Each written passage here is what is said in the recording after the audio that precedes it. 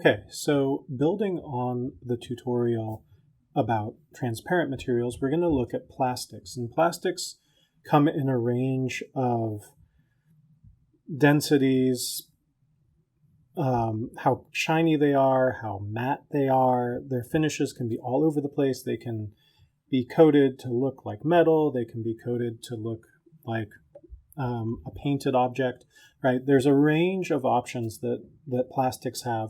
And so we're going to go ahead and we're going to look first at how to make like the most matte material you can possibly make, right? If you look at any sort of rubberized plastic or all of the new silicone objects that are coming out that have that really soft feel, where I'm trying to look for something in my space that has it right now, but I don't see anything, right? But where there's basically no specular highlights, or the specular highlights are spread evenly across the entire surface of the object.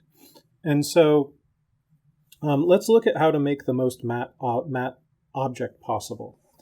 So to start with, we're going to double click to create a new material, and let's go ahead and apply this material to one of these two wine glasses. It doesn't matter which. It should look a little different than the material that was on there. And then we're going to go ahead and double click on that material in the material manager, and we're just going to call this matte plastic. Okay. So to make something truly matte in appearance, the easiest way to get rid of all reflectance whatsoever is just to turn the reflectance channel off entirely, right? And then with that, now we just have the color channel. And so if I render this, if I render this with no lights on, nothing's going to happen. If I turn, I'm going to use the softbox light. If I turn that light on and I render this, and I zoom in a little bit so you can see this a bit better, right, I get a really even distribution of color across the surface. Now, there's something I want you to note is, right, there are some really dark shadows here. And part of that is because usually in a scene you would actually have multiple lights, but it's also because this material isn't really transmitting any light, it's just reflecting light. And so, right, so with the color channel selected, and that's it, I get this very, very matte finish. But it's still pretty, it's still smooth, it doesn't really have that any texture whatsoever, whereas those objects do have texture. And so first, let's go ahead and change the color so we have something a little bit more fun. I've been really into teal recently. I don't know why. Or, you know, something close to teal, or this like bluish, you know, greenish blues, somewhere between sea foam and who knows what. This looks good.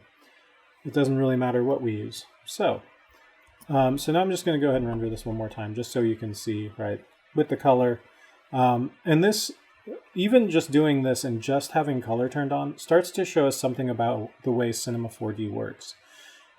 The color channel only shows up where light hits the surface and bounces into the camera, right? So inside this area, there is no light because the light's going straight down. It's hitting this surface, and because we don't have global illumination turned on, which is a more accurate lighting model, but it takes forever to render, right? Light isn't bouncing off the inside of this cup and up back on this rim, right? So this is completely in shadow. And the same goes for the bottom of the cup, right? So you can see where there's a lot, you know, the full light is hitting basically on this rim, and then slowly less and less light that's hitting this surface is bouncing back towards the camera, and more of it is bouncing in other directions until we get nothing at all, right? And so that's the color channel. All right, so let's go ahead and add some bump to this to give it a little bit of texture, because, right, that's what we need, but we don't want anything crazy. And we're going to add so little texture, it doesn't even really matter what type of noise we use to do this. We're going to just check mark noise. The big thing is we want this noise to be really small, right? If I was to render this right now, we might not even, you might not even really see a difference, and that's because the noise is so big scaled to this cup that it's just enormous. And so we're going to take this global scale down. Let's go down to 5% and just look at what that looks like. All right, and so I render this. That's way too much. So I'm going to go down to 1%. right? And even this, right, you can see now what's happening, right? There's light, because of what the bump channel does is it basically takes and says, oh, light that's hitting the surface, some of it should still go into the camera, but other parts of it should be bouncing somewhere else. And so I get this really textured light and dark surface on here, which I can use when it's this small or even smaller. Let's see if we can do 0.5%. I don't know how small you can make noise. Probably really small.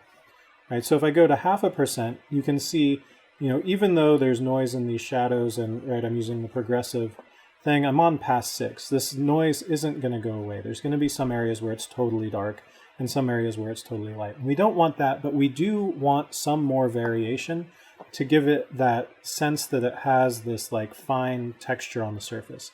And so what we need to do is we just need to take our darkest color and let's just lighten it up substantially. We can let's start about in the middle of the vibrance range, and we can render this again and see what we get.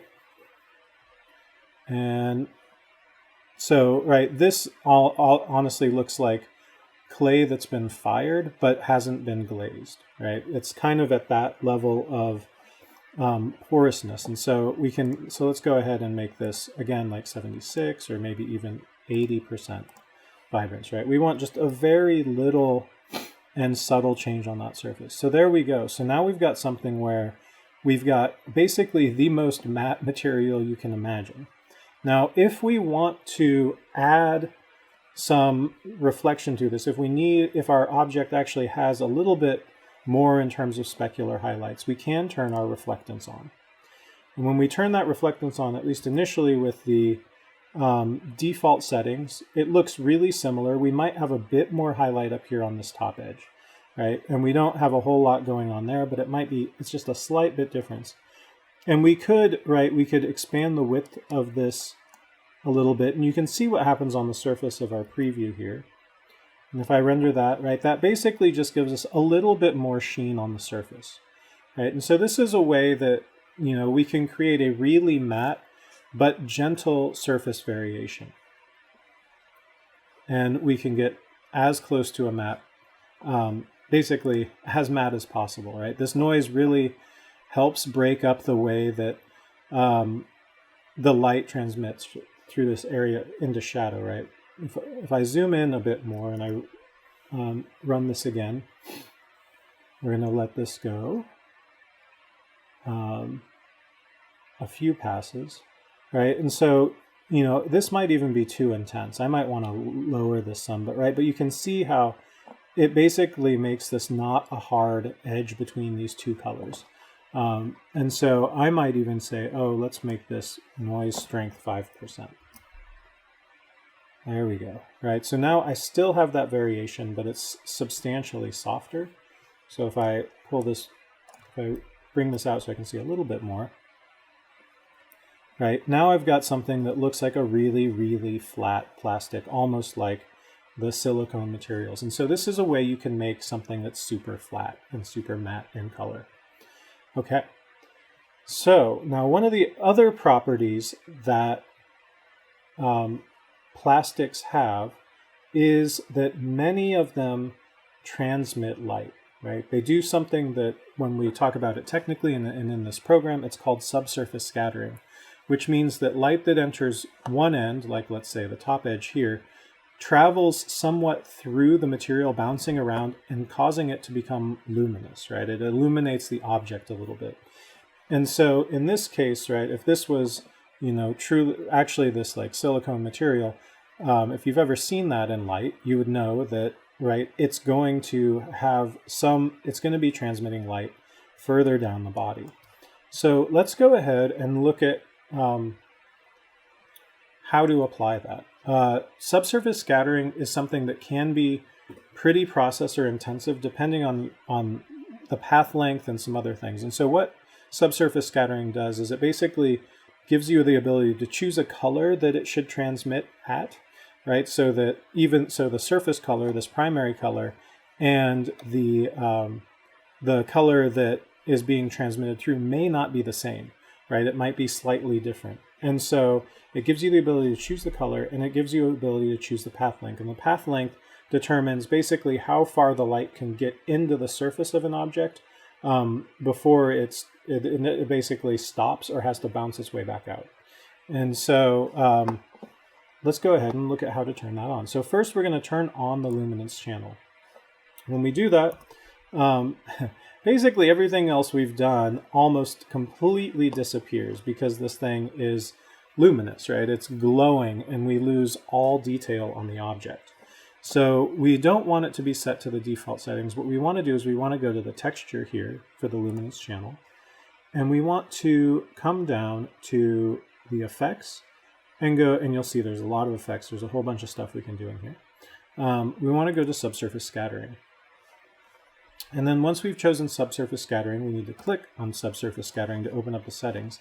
And there's a bunch of stuff here, but we're just going to stick to this one, this first shader tab. If you accidentally go to basic or something else, right, you can always come back here to shader.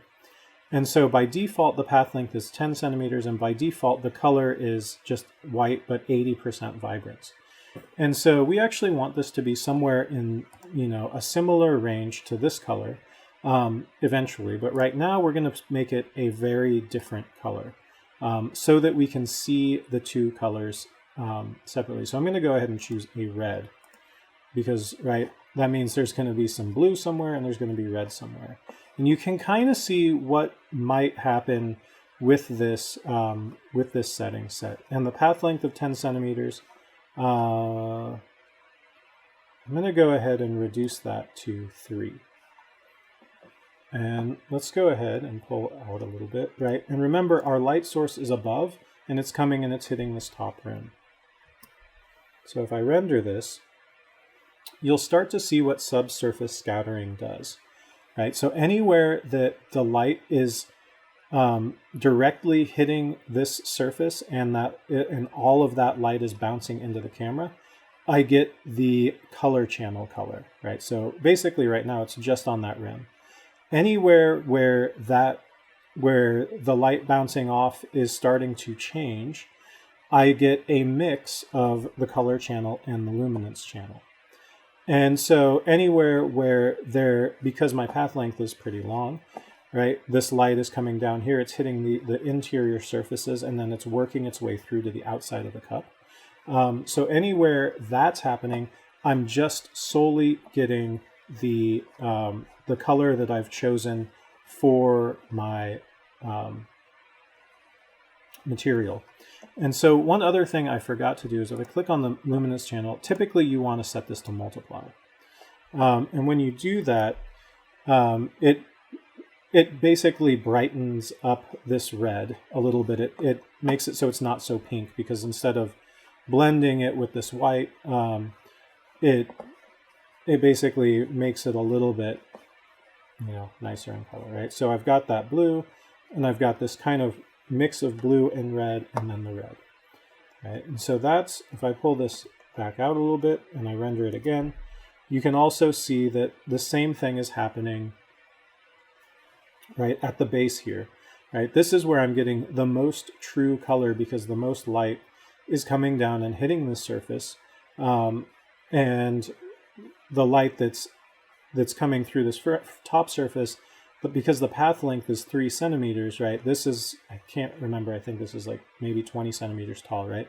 So you can see that it's red, red, red, and it starts to get darker and darker here because the light has stopped bouncing around inside the material, and so it gets darker. And then at the very bottom here, I actually have more light from above because this is an area light coming from different angles that's hitting the surface and obscuring all of the luminance. And so this is something important to note when you're using luminance and when you are working with subsurface scattering.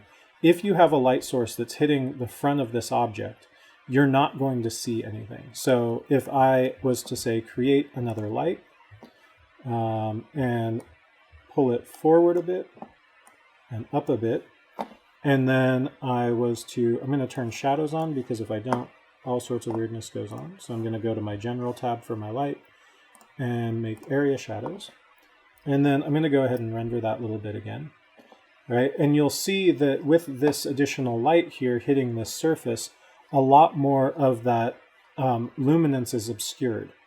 Right? And so this is something that when people are trying to light something and make something luminous, like a wax, like a candle, things like that, you start to have a lot of trouble if your scene lights are too bright on the front surface of this object. And so you have to keep that in mind as far as where you place your lighting.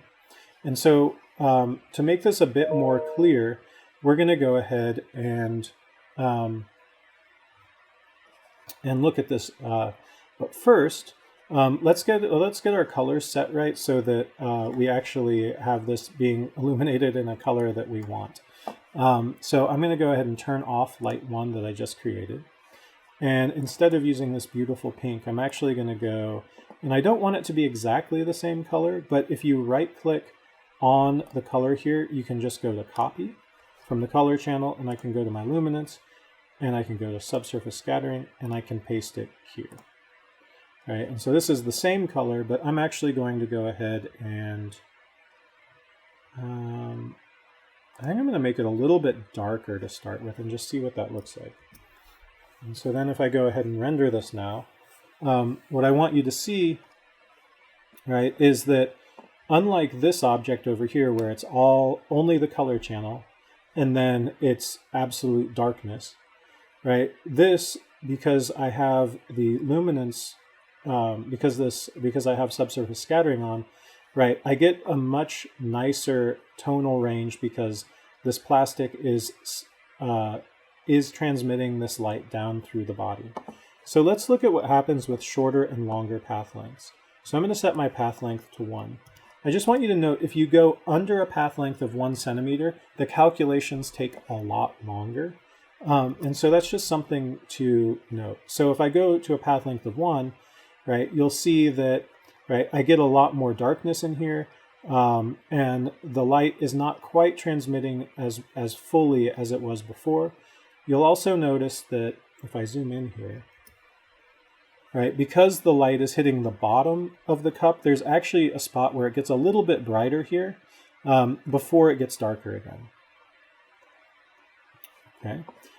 If I make this a little bit lighter than the base color, so if I pull down the saturation, I just want to see what that looks like as well. Right, so that basically just lightens up those shadows a little bit more. And again, this is still a path length of 1. Let's do a path length of 24, right, which is basically the entire length of the cup. And so, right, so what that does is it means that more light is transmitting down. And in this case, this cup is about 20 centimeters tall. So it's basically shooting all the way through, and I'm getting some illumination. If I go down to say 11 centimeters, right, I'm going to get something similar, but it's somewhere in between, right? It's not quite as illuminated down the body of this, right? And so this is something that all plastics have that it's really, you're typically not that aware of how light is bouncing inside an object and what that does in terms of, having shadows or not having shadows. But this is one of those things that makes something feel a lot more like plastic, is that it has that smooth tonal range, and it doesn't have really deep, hard shadows on it typically. Okay, so this is the soft version, and this is kind of the basic version. So let's go ahead and make this shiny. So when we add this reflection, and reflectance is something else that if you are using luminance, if you're using luminance, or if you're using specifically subsurface scattering, reflections will also hide and obscure that luminance. And so we're going to add reflection on here, and we're going to change a couple other things to make this more crazy looking, so we can have some sense of how this functions when it's in that state. So rather than do this on this mug, or this cup, it's not a mug, we're going to go ahead and duplicate our material down below by selecting it and holding down Control, clicking and dragging. And then we're going to rename this to, we're just going to say glossy plastic. And we're going to take glossy plastic, we're going to apply it to this cup over here. And then let's go ahead to go to our reflectance channel. And we could either use the default specular, or we could turn that off and just go ahead and add. Beckman is really a nice version for plastics. And the way that we can use this to make a plastic right now, right, it looks just like completely chrome, right? It's just chrome. It's totally reflective. But what we want to do is we want to reduce our reflection strength. We want to increase our specular strength. All right, and if I decrease the reflection strength, I think, right, one of the issues is, right, it loses all of its color, because we are essentially overlaying everything that we've done underneath, right? And so if we change this from normal to add, right, that's not even going to make a difference for us. It's just going to keep this thing colored black. And so there's a couple ways we could fix that. One, we can reduce the brightness here. If we reduce our global reflection brightness, right, because we only have one layer, and so it might make sense to do it here.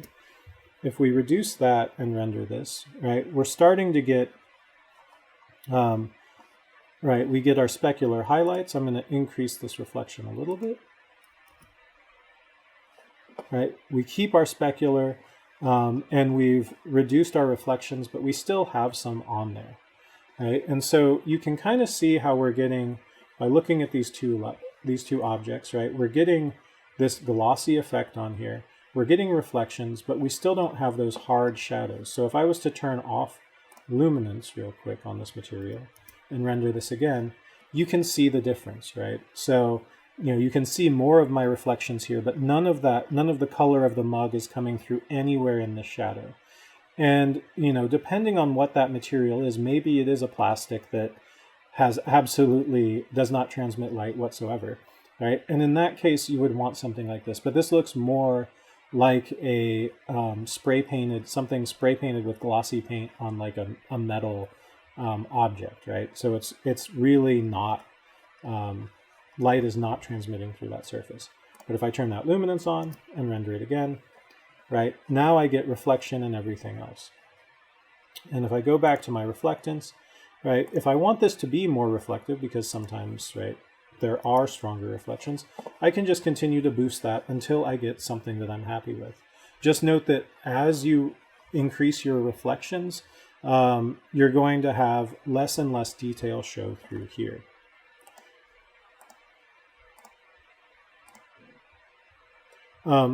So something else you can do with your reflectance layers is you can go down to your layer Fresnel, choose dielectric, and then choose either PET, which is a kind of plastic, or plexiglass, right, which is another type of plastic. And there's other plastics you could find the index of refraction for and make adjustments. Right, so this allows me to change how those reflections appear on the surface while maintaining a pretty highly reflective material. I'm going to crank my reflection strength up some here. And you'll notice that even though I'm cranking that up, because I have set this to be this PET preset, right, it adjusts how those reflections appear on the surface. And so rather than, if I was just to say none here, right, it's going to make it incredibly glossy, right, across the whole surface. But if I go back to my dielectric and PET, then I have something that looks a lot more like the way plastic, a hard plastic reflects light. Okay. So these are ways that we can use the Luminance channel to create things that look more like a plastic we would encounter in the real world. This is a good spot to stop, so I'm going to pause it.